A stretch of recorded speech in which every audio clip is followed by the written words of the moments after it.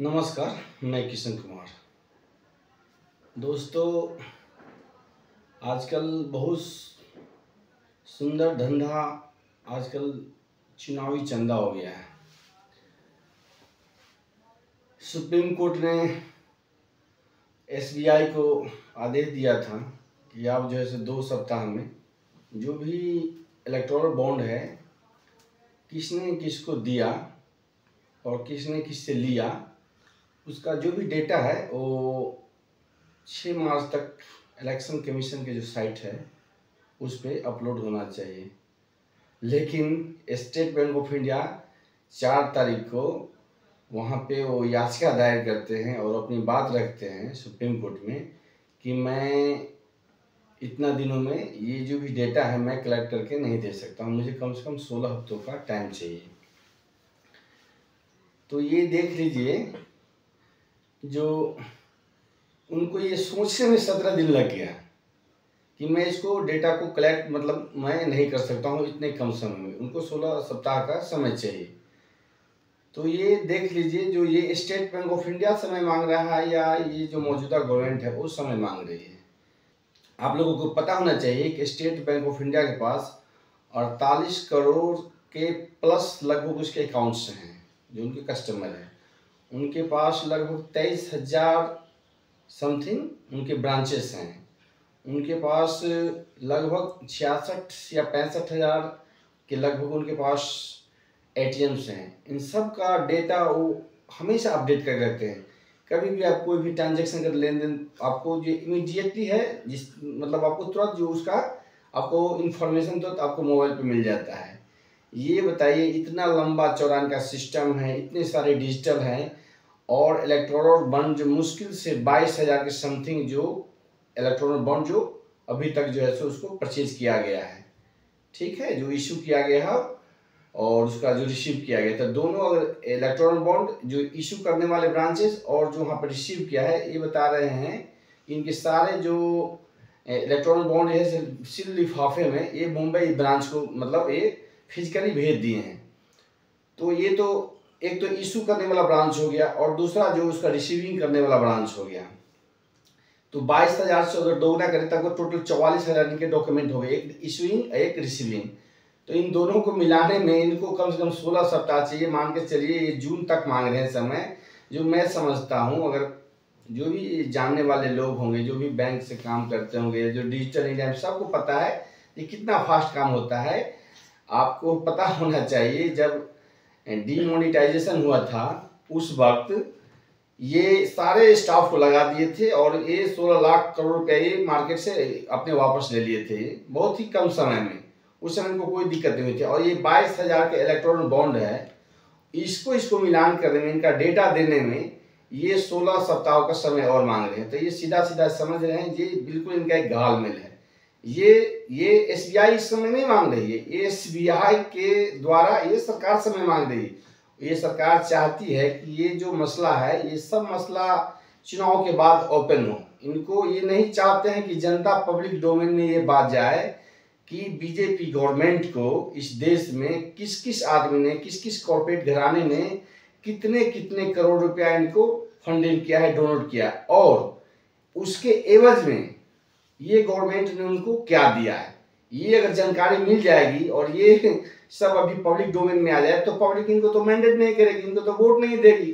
तो इस सारा खेल इनका जो है सब बिल्कुल इस पे है। इनका 2024 के लोकसभा चुनाव पे चाहते हैं कि चुनाव के बाद ये सब कुछ है तो जो भी जनता को अपने बिल्कुल मास्टरमाइंड लोग संभाल लेंगे। जनता को इससे पहले अगर पता चल जाए तो शायद इलेक्शन का जो है नतीजे कुछ और हो सकते हैं। तो चाह रहे हैं कि टाल मटोल करके और इसको 30 जून के बाद ले जाए।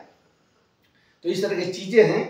तो ये देख लीजिए, जो यहाँ पे तो इनको बाकी जो पार्टियां हैं उनको किसी को 10 करोड़ 20 करोड़, किसी को 100 करोड़, किसी को 1000 करोड़ समथिंग ऐसे कुछ है।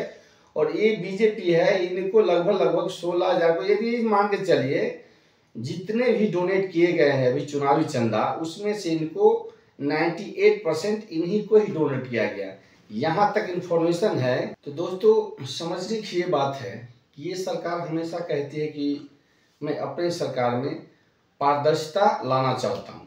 ये बताइए, जो सरकार अगर ये चाहेगी कि मैं पारदर्शिता लाना चाहता हूँ, तो ये इनको तो बिल्कुल ही स्पष्ट कर देना चाहिए। और 16 सप्ताह का इस समय एसबीआई मांग रही है इन्हीं के द्वारा, तो मैं समझ रहा हूँ कि ये एसबीआई नहीं मांग रही है, जो मौजूदा गवर्नमेंट है उस समय मांग रही है। तो ये पारदर्शिता नहीं है, ये बिल्कुल कुल मिला के मैं समझ रहा हूँ हिंदुस्तान का अभी तक का ये सबसे बड़ा स्कैम है। ठीक है, ये चुनावी चंदा आजकल जो है सो चंदा नहीं, बिल्कुल एक नंबर का ये धंधा बन चुका है। ठीक है, और यहाँ तक आपको एक इन्फॉर्मेशन दे दूँ और कि बहुत सारी ऐसी कंपनियां हैं जो बीजेपी को चंदा डोनेट नहीं करती थी।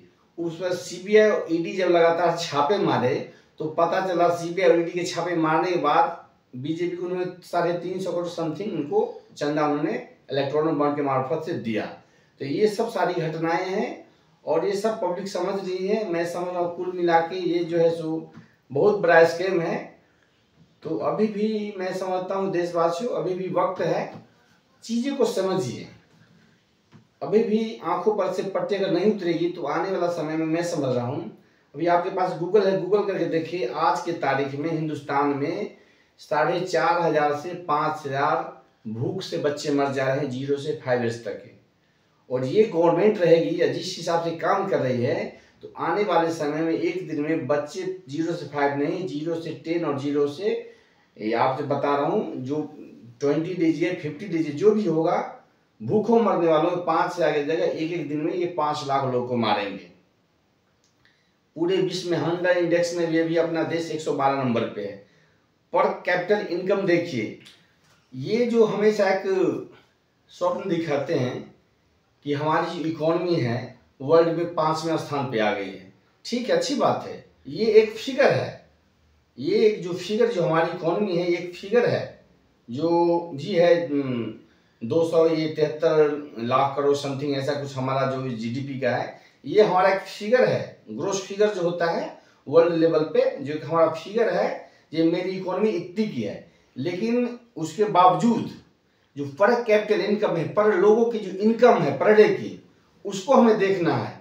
आपको पता होना चाहिए कि 5,000 बच्चे भूख से मरते हैं पर डे। हमारे देश में 450 के समथिंग एक्सीडेंटल मौत होते हैं, बहुत सारे डाटा हैं।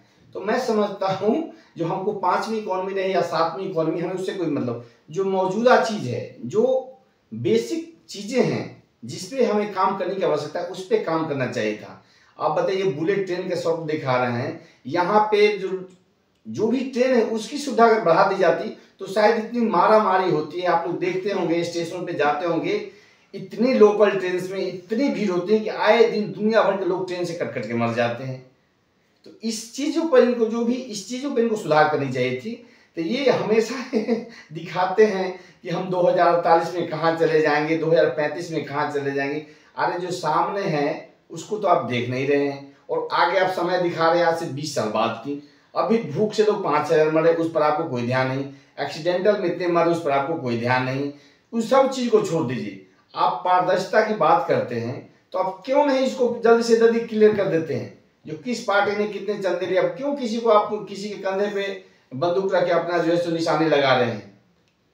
जिस बैंक के पास 48 करोड़ और 50 करोड़ के समथिंग उसके अकाउंट्स हों, इतने सारे उसके ब्रांचेस हो, इतने सारे एटीएम्स हो, हर काम वो अपडेट करता है। यहाँ तक कि एक रूल्स है, आप लोग को देख लीजिए गूगल करके, ये एक नियम है बैंकिंग सिस्टम में भी दिया गया है कि यदि किसी पर करप्शन का आरोप लगता है तो ईडी और सीबीआई के द्वारा किसी भी बैंक को 24 आवर्स यानी 24 घंटे के अंदर उनको पूरा डिटेल उनको देना पड़ता है। बताइए 24 घंटे में आप किसी का डिटेल दे सकते हैं, तो बताइए आपको 16 हफ्ता क्यों चाहिए। 16 हफ्ता आपको नहीं चाहिए, 16 हफ्ता गवर्नमेंट के चाहिए, क्योंकि एसबीआई में और आरबीआई में ये सारे जो नियुक्तियां होती है, अपॉइंटमेंट होते हैं बड़े बड़े पोस्टों पे, बड़े बड़े रैंक पे, जो भी वहाँ पे जो पद मिलते हैं, ये सब के सब जो मौजूदा सरकार होती है वही सरकार उसको नियुक्त करते हैं। तो ये तो सरकार के हिसाब से अपना काम करें। अब देखिए अब क्या होता है अगला, तो अब जो सुप्रीम कोर्ट के हाथ में जो क्या डिसीजन लेते हैं, क्योंकि सुप्रीम कोर्ट की जो व्यवस्था है वो भी बिल्कुल डिजिटल हो रखा है। तो सुप्रीम कोर्ट को भी पता है कि डिजिटल जो भी सिस्टम है उसमें कितना टाइम लग सकता है किसी भी चीज को लेन देन करने में। तो सुप्रीम कोर्ट पे डिपेंड करता है, माननीय सुप्रीम कोर्ट क्या करते हैं नहीं करते हैं। तो अब अब उन्हीं के हाथ में ये संविधान को बचाए, संविधान को क्या करे नहीं करे, तो सब कुछ सुप्रीम कोर्ट के है। और बाकी तो मैं जनता से भी अपील करता हूँ कि अब चीजें को देखिए, बिल्कुल अपनी आंखों पे पट्टी मत बांधिए, जो सच्चाई है उसको समझने की कोशिश करिए। इतनी बेरोजगारी, इतनी महंगाई है, जो लोग 250-250 रुपया 200 रुपया लेबर काम करते हैं, उनके परिवार में 4-5 लोग होते हैं, बताइए जी वो 250 रुपया कमा के वो अपने खुद क्या खाएंगे, अपने बच्चों को क्या खिलाएंगे, अपने माँ बाप को क्या खिलाएंगे, वो बच्चे को पढ़ाएंगे कैसे। इतनी बेरोजगारी है, इतनी महंगाई है, इतनी मारामारी है देश में, जो आप लोग सब जो भी मेरे वीडियोज को देख रहे हैं, इस वीडियोज को आप लोग आस पड़ोस में देखिए। आप अपने जो शायद वीडियो जो सुन रहे हैं वो खुद भी अपने आप को गिरबान में झांकिए कि आपका क्या स्थिति है, आपकी क्या इनकम है।